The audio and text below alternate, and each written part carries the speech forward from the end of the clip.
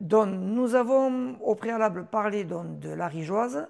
Maintenant, parlons du circuit de la Montagnole. Il faut savoir que la Montagnole, c'est le circuit le plus prisé par tous nos cyclistes qui viennent faire donc, le week-end de la Rigeoise. Cette année, 117 km avec 2800 mètres donc, de dénivelé positif. Le départ sera le même. On démarre donc de Tarascon-sur-Ariège, direction la Charmille.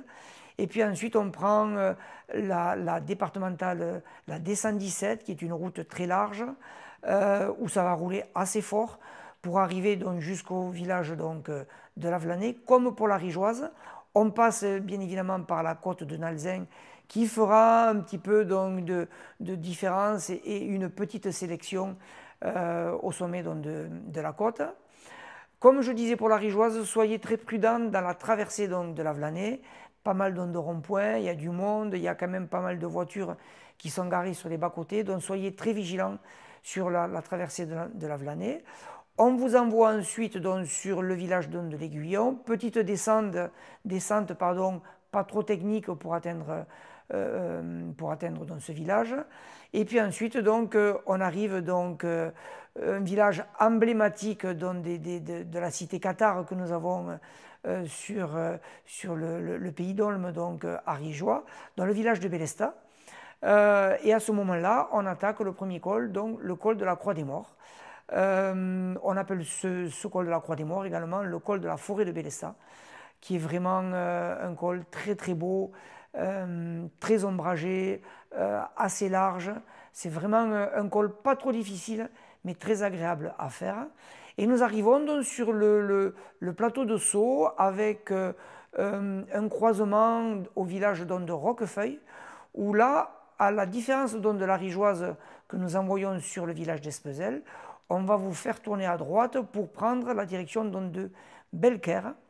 Belcaire, Prades, et atteindre donc, ou plutôt monter, le col des Sept Frères. Alors vous aurez un ravitaillement solide donc, et liquide à la sortie donc, du village de Belcaire, et puis ensuite donc, vous attaquez ce col des Sept Frères, là aussi qui est un col avec un paysage différent de ce que nous avons sur la partie médiane donc, de l'Ariège et la partie donc, du côté de la partie séronaise du côté de Saint-Giron également, où nous avons en fait des paysages qui sont complètement différents.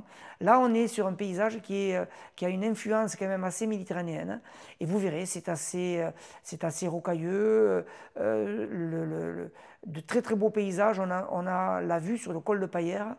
Voilà, prenez le temps d'en profiter, parce que s'il fait beau pour gravir l'ascension du col des Sept Frères, c'est vraiment des paysages qui sont somptueux. Du col des Sept Frères, eh bien, il nous reste 3-4 km pour atteindre donc, le col de Marmare. Et à ce moment-là, on rejoint donc, le circuit de la Rigeoise.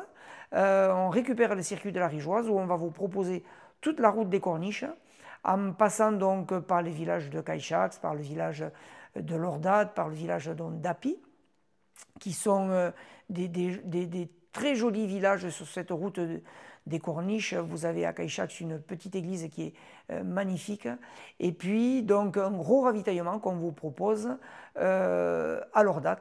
Vous passerez également sous les bennes qui montent le talc de Luzenac, ou plutôt qui descendent le talc de la carrière de Luzenac directement au village de Luzenac. C'est la plus grosse carrière de talc en Europe. Donc vous voyez, il y a beaucoup de choses à connaître ici en Ariège.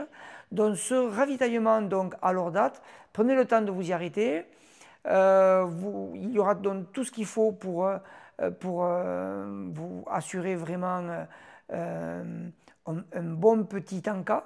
Et puis ensuite, donc, la descente sur Verdun-les-Cabanes, descente très dangereuse. Soyez vraiment assez vigilants dans cette descente-là, même si elle est sécurisée.